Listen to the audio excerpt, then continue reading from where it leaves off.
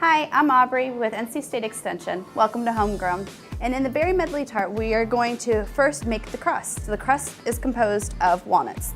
You need to soak them overnight, usually between 12 to 14 hours. This opens up the cell walls and allows you to digest the walnuts a lot easier, but it also breaks them down so that they're more of a palatable texture for you.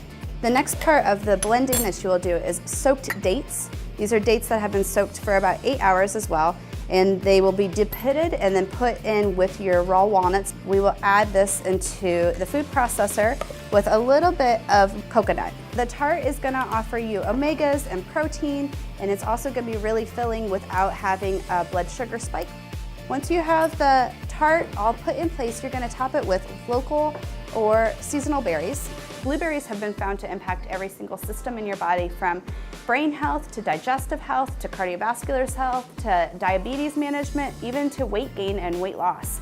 The same rings true with blackberries and raspberries. And once that is done, you are ready for the topping, which is a cashew whip. These have been soaked for about 8 hours. The cashews provide you a lot of protein and omegas as well. You will add 2 tablespoons of sugar and then a full tablespoon of vanilla, and you will put that into your food processor as well, and you will come out with a cashew whip that is similar to a coconut whip or a Cool Whip. You will just top your tart with a little bit of the cashew whip, and it's ready to serve. Thank you.